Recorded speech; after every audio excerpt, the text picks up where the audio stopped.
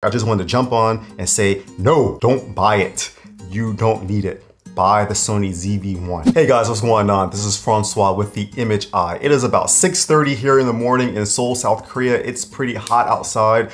I'm up early because it's so hot that I really couldn't sleep and I don't like to use the air conditioner. So I woke up, I drank my water with lemon, turmeric, cinnamon.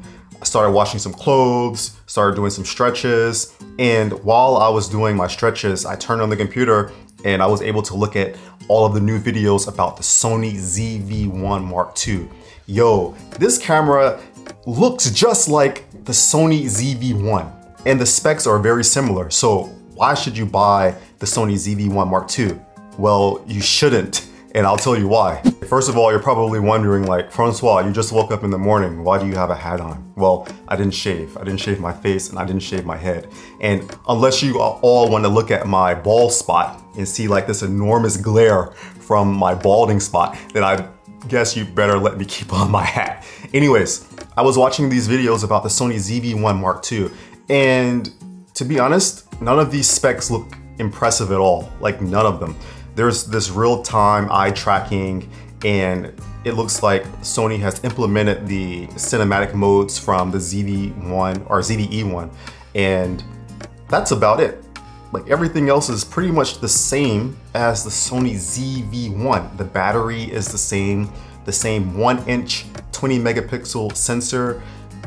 There is an additional, or not an additional, but they did add a 3-directional mic on top of the Sony ZV-1 Mark II, but it's not that big of a difference from the mic that's found here.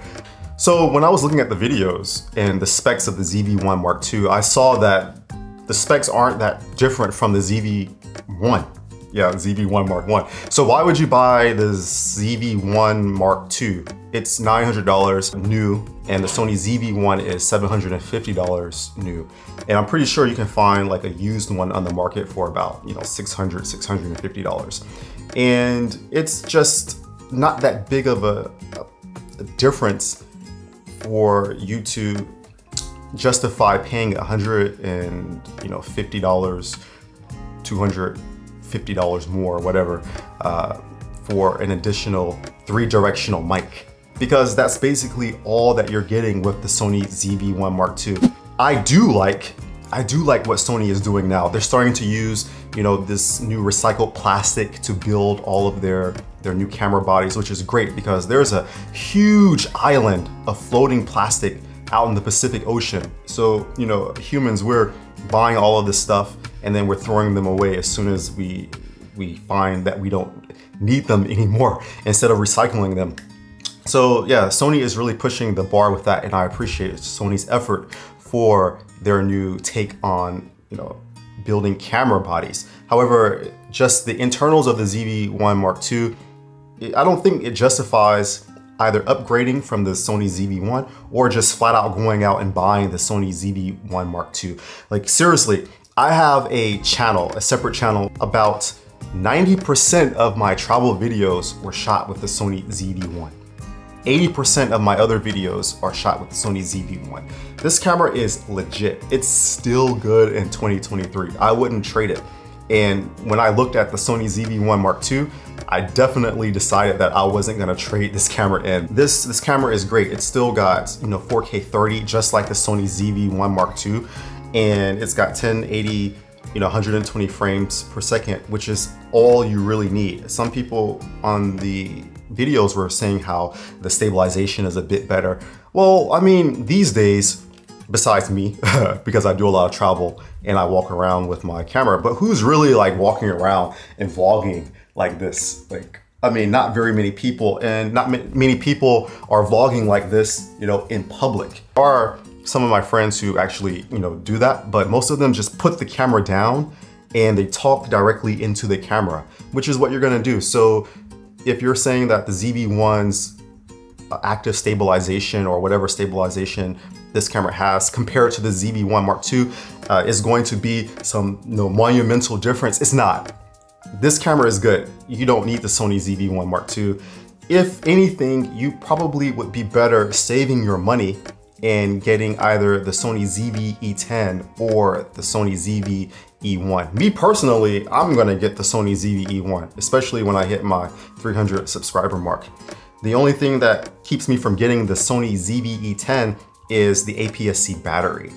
I don't want to have to do that again, like switch from APC batteries to full frame batteries and have to make sure that in my bag I have all of the batteries. Anyways, that's a story for another day. Yeah, Sony ZV-1, still good in 2023. Don't let your gear acquisition syndrome push you to buying the second version of this camera when this is perfectly good for right now, especially if you're only vlogging or if you're only doing YouTube. Here's a tip for using the Sony ZV-1.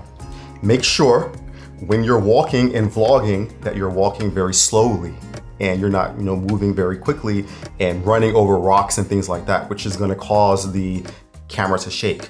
Number two, you can buy a Ulanzi wide angle adjustment lens to make the angle of view wider. So one of the big selling points of the ZV-1 Mark II is that it's got a new 18 to 50 millimeter lens. So 18 millimeters is better for vlogging. I guess the 24 millimeter on the ZV-1 isn't. However, I got through with it just fine before I got the Ulanzi. But if you need the Ulanzi, this is about, I don't know, I think I paid $40 for this thing. It actually doubles as a macro lens too, so you can screw it off. So here's the actual vlogging lens, and here's the macro lens, so it doubles. So yeah, this is a really good option if you need a wider angle of view. And a third tip, instead of buying the new ZV-1 Mark II and spending an additional $250 or $150 or whatever it is that you're gonna spend if you buy it new or used, you can invest $200 into taking a video editing class that will show you or teach you how to make a cinematic look. Or you can take a class that can teach you how to tell stories better, because as my friend, one of my best friends in the world, Sky always says, you are the drip. It's not the camera, it's you. So your storytelling, your creativity is what is on display, not just the camera. Even though there are some people like me who are camera snobs, we always want the newest and greatest tech. However, this tech, this new camera, this new Sony ZV-1 Mark II, I think you should hold out. I think you should skip and either buy the Sony ZV-E10 or get the Sony ZV-E1, which is what I'm gonna do. Anyways, I don't want to keep all of your time. I've got to get ready to go to work. I just wanted to jump on and say, no, don't buy it. You don't need it. Buy the Sony ZV-1. The Sony ZV-1 is still good in 2023. And after having seen the new Sony ZV-1 Mark II, I'm standing on that statement. Just keep this camera or buy this camera instead. All right, guys, I hope you have a wonderful day. I'll speak to you soon. Look forward to seeing you all in the next video. Take care. Have an amazing, wonderful day, and see you later. Bye.